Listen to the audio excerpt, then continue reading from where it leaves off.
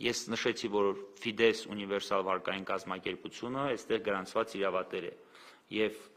պատկերացնում եք Ֆիդեսի ներգրավում են որպես երրորդ անձ, էլի Ֆիդեսի ներկայացուցիչը եւս ես եմ։ Ֆիդեսի ներգրավում են որպես երրորդ անձ, քանի որ Ֆիդեսը Հայաստանի կազմակերպություն է, այսինքն ինքը կենտրոնական բանկից իր լիցենզիան ստացել է որպես իրավաբանական անձ գրանցվել է Հայաստան։ Ֆիդեսի ներգրավում են, բայց գրանցված իրավատիրոջը չեն ներգրավում։ Բա լավ, Ֆիդեսը ումից է այդ գույքը անհատույց օգտագործման իրավունքով վերցրել։ Կամ Ֆիդեսի սեփականության իրավունքի պետական գրանցման հիմքը ո՞րն է։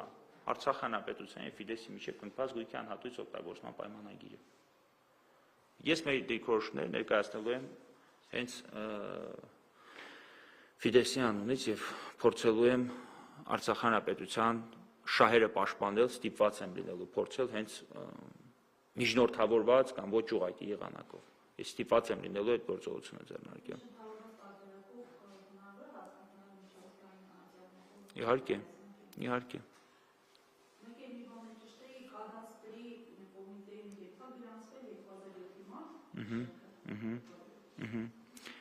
Տեսեք, կադաստրում մի քանի գրանցում է կատարվել, այս պայդուրության վիճարկում 2007-ի մարտի ակտը, ինչու, որովհետև գույքի նկատմամբ իրավունքների պետական գրանցման մասին օրենքը 2006 թվականն այնտեղ, միջև այդ չէր գործում, գույքի նկատմամբ իրավունքների պետական գրանցման մասին օրենք չէր գործում, եւ կառավարության որոշումի ինքնին համարվում էր, այսպես ասած, սեփականությունը հավաստող փաստաթուղթ, անգամ իրավարաբերության պահին գործող օրենսդրությամբ այնտեղ դրանք ավելի բարձր իրավաբանական ուժ ունեին, քան թե պայմանագրերը։ Ու կան որոշակի հիմքեր, որոնք չեն պահանջում, օրինակ դրանից չի արտացոլում նվիրատվության պայմանագիր կնքելու պարտադիր այստեղ քաղաքապետարանը ընդհանրապես ըստ իրենց ինչ պետք է լիներ, քաղաքապետարանը եւ Արցախ հանրապետությունը պետք է կնքեին նվիրատվության պայմանագիր, որ ըստ իրենց չի կնքվել։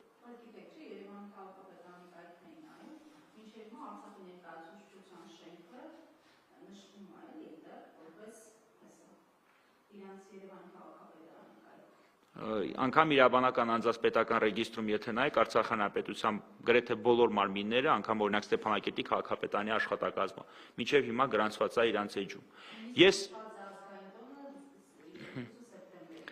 Այո, ես ավելին ասեմ, հիմա ես ձեզ որոշակի տեղեկություններ էլ հրապարակեմ Արցախ հանրապետության ներդրումային հիմնադրամի հետ կապված։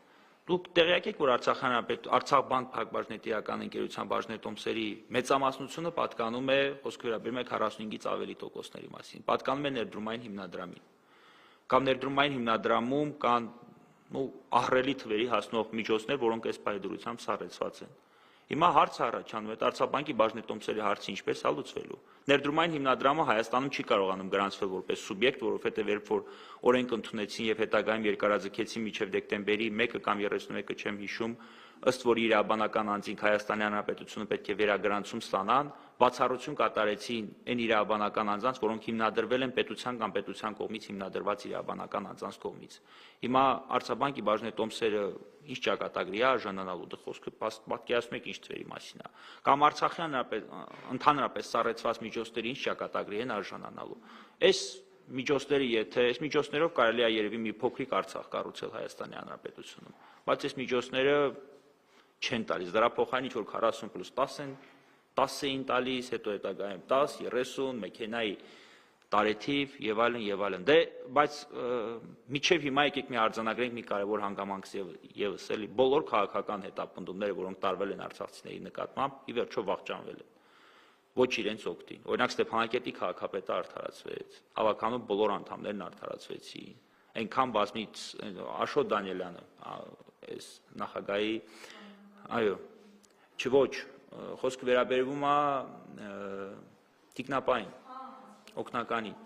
ում նկատմամբ տանում էին քրեական հետապնդում ինչ-որ մտածածին շարժարիտներով, ինչ եղավ այդ քրեական հետապնդումը, կամ այլ քրեական վարույթներ, որոնք նախաձեռնվել են Արցախ հանրապետության պաշտոնատար անձանց նկատմամբ։ Առհասարակ դատախազությունը իրավական շահագրգռվածություն այս հայցում չունի։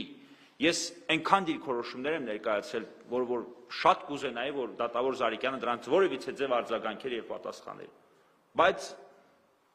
ինչ ասեմ, հիմնավոր է համարվել ավելի քան 15 տարվա դատարան դիմելու ժամկետի բաց թողումը։ Այստեղ խոսքը հայցային վաղամության մասին չի, սա խոսքը դատարան դիմելու ժամկետի մասին է։ Սա այնպես չի, որ պետք է միջնորդես հայցային վաղամություն կիրառվի, չէ, սա կոնկրետ օրենքով նախատեսված է դատարան դիմելու ժամկետը։ Հիմա եթե ես ցանկանամ քաղաքապետարանի մի ակտ վիճարկեմ, որի ժամկետը բաց թողած լինեմ 2 օրով,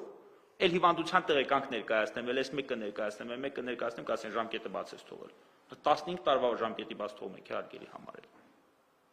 Քանի որ ուսումնասիրությունը միգուցե իրականացել է ազգային ըստ դատարանի պարզաբանման, դատախազության այս հանգամանքը հայտնի է դարձել ազգային անվտանգության ծառայության կողմից իրականացված ուսումնասիրություններից հետո եւ ասում են, որ այդ ժամկետի հոսքը